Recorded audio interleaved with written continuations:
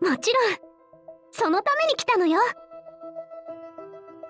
さっきトイレでもっと詳しい未来を見てきたの。トイレって、まさかまた無理をしたのか？まあね、さっきみんなから大量の情報をもらったから。まず悪い知らせよ。出発を1日遅らせても隕石からは逃れられないわ。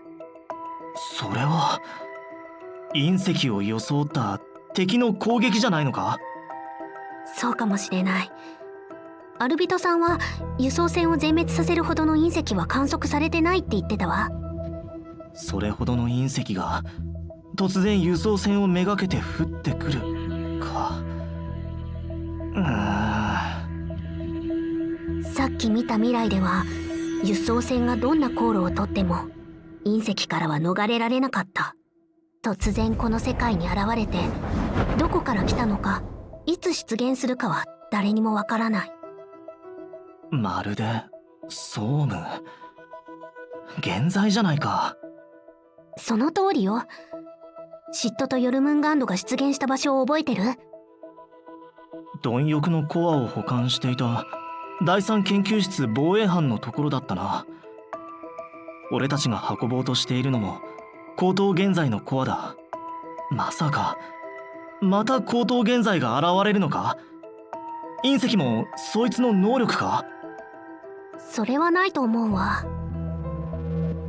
最終的に輸送は成功するのよ。敵が追い打ちをかけてくることもないわ。むしろ隕石そのものが純在級現在だと考えられるんじゃない？ただの純在級現在なのか？これが目的を持った現在の襲撃だというのなら、背後には必ず嫉妬のような高等現在がいるはずだ。でもドロリスたちは勝ったんだよな。援軍がいない状態でドロリスたちだけで純在級現在と現在の群れに勝ったっていうのか？ドロリースさんは最初に現在を発見し、輸送船の進行方向を変えてくれた人なの。そして彼女は隕石がまるで追尾ミサイルみたいに追いかけてくることに気づいたの。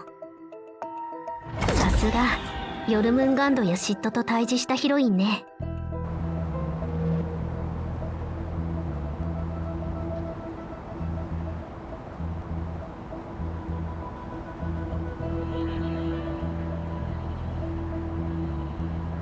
彼女は自分の弱さを知っていたわ。ドライバーとしての限界もね。だからその瞬間で最も的確な判断をして自爆することを選んだのよ。ギリギリの距離で自爆することで隕石の軌道を変えると同時に現在の殻も破壊したの。彼女の適合率は決して高くない。理論上総務の中での航行も武器使用の効率もとてつもなく悪くなるはずだ。私にも分からなかったわ。適合率の低いドライバーがどうやって純在級現在に致命傷を負わせたのか。でもこういうことだったの。常識を打ち破った彼女こそヒロインの名にふさわしいわ。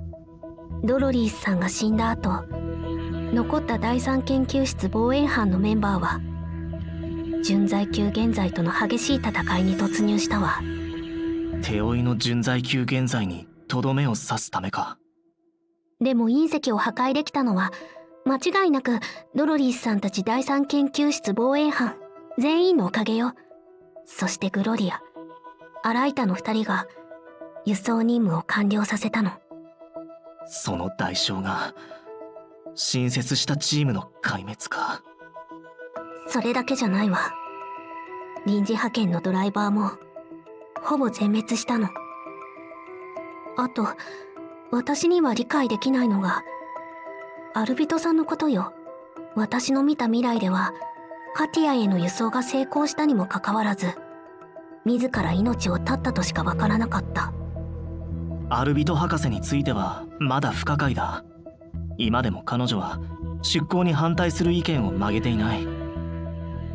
アルビトさんの選択は多分誰よりも正しかったと思うわ。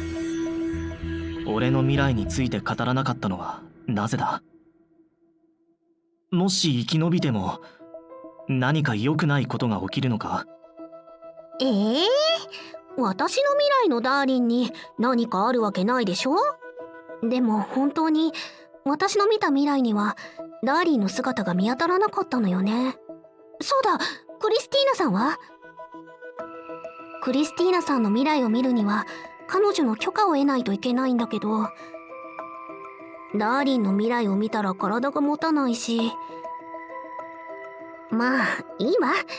とりあえず自分がどこにいるのか確認するわね。ダーリンのそばにいるに決まってるんだけど。確かに思い浮かべそうだ。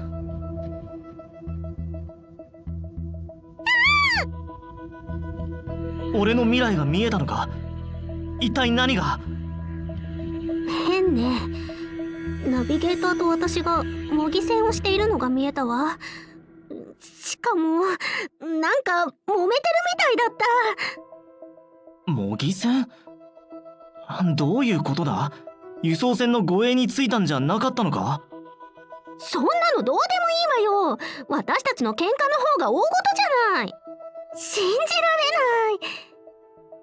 れない。いやいや、任務に参加してない方がよっぽど大事だろう。もしかして博士が俺たちを参加させなかったってことなのか？